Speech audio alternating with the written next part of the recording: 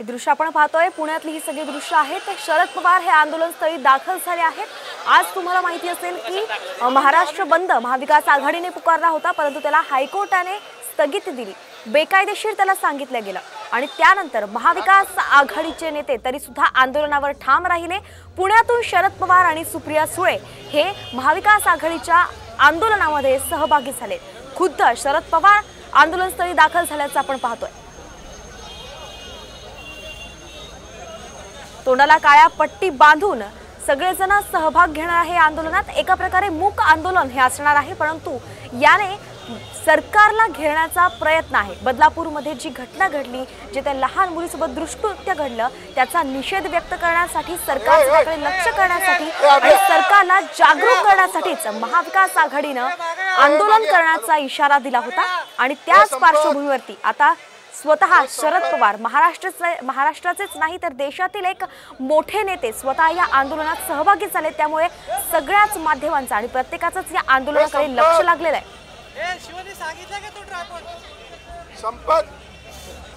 पुण्यातून जिकडे एकीकडे शरद पवार स्वतः आंदोलनस्थळी दाखल झालेत, मैदानात उतरले आहेत, तिकडे दुसरा टप्पा हा मुंबईत असणार आहे। मुंबईमध्ये मातोश्रीच्या समोर अशाच तोंडाला काळ्या पट्टी बांधून आंदोलन केलं जाणार आहे, ज्यामध्ये खुद्द उद्धव ठाकरे सुद्धा सहभागी होणार आहेत आणि काँग्रेसचे नेते सुद्धा यावेळी उपस्थित राहणार आहेत। नाना पटोलेंनी सुद्धा राष्ट्रवादीच्या या निर्णयाला, म्हणजे शरद पवारांनी जो हा आंदोलनाचा निर्णय घेतलाय याला पाठिंबा दिला आहे। काँग्रेस सुद्धा आंदोलनस्थळी स्वतः उपस्थित असणार आहे। राव 2 मिनिटं मी टाकतो तिथं पडले तुला देऊ का हे हाराचं घ्या हाराचं हार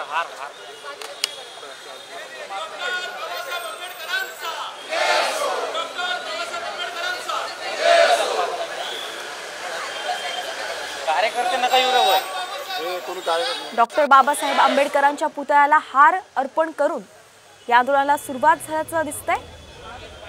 सुप्रिया सुळेंनी डॉक्टर बाबासाहेब आंबेडकरांच्या प्रतिमेला हार घातलाय।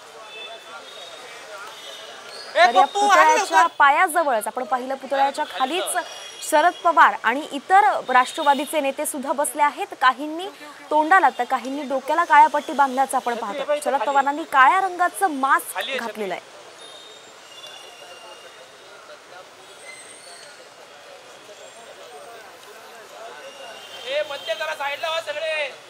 बदलापूर घटनेबद्दल हे सगळं निषेध व्यक्त केला जातोय। बदलापूर घटनेबद्दल संदर्भात तुम्हाला सांगायचं तर 12 ते 13 तारखेला बदलापूर, मुंबईच्या बदलापूर ठाणे जिल्ह्यामध्ये हे शहर येतं। त्या शहरामध्ये 2 अल्पवयीन मुली, 4 वर्षांच्या मुलीवरती लैंगिक अत्याचार झाल्याची घटना घडली होती, ज्यामुळे संपूर्ण बदलापूरकर हे रस्त्यावरती आले होते आणि वातावरण चिघळलं होतं। संपूर्ण राज्यामध्ये त्या आंदोलनाचे लोट जे आहे ते पसरले होते।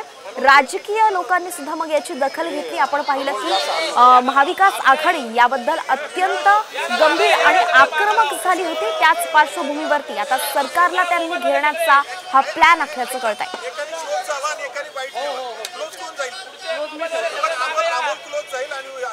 आपण पाहतोय की वेगवेगळे यांनी फलक सुद्धा हातामध्ये घेतलेले आहेत।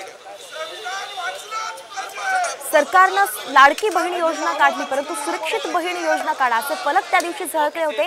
त्याच पार्श्वभूमीवर महिलांच्या, मुलींच्या, सावित्रीच्या लेकी अशाच आशयाचे बॅनर्स आपण सध्या इथे सुद्धा पाहतोय, या आंदोलनस्थळी सुद्धा पाहतोय। महाराष्ट्रामध्ये मुली बेपत्ता होण्याचं, महिला बेपत्ता होण्याचं प्रमाण सुद्धा वाढलेलं आहे आणि महिलांच्या सुरक्षिततेचा प्रश्न हा गंभीर झालाय। याच सगळ्या मुद्द्यांकडे लक्ष वेधण्यासाठी विरोधकांनी आता हे आंदोलन सुरू केलेलं आहे। महाविकास आघाडीने हे आंदोलन सुरू केल्याचं आपण पाहतोय। काँग्रेस या संदर्भात सुद्धा आक्रमक झाली होती।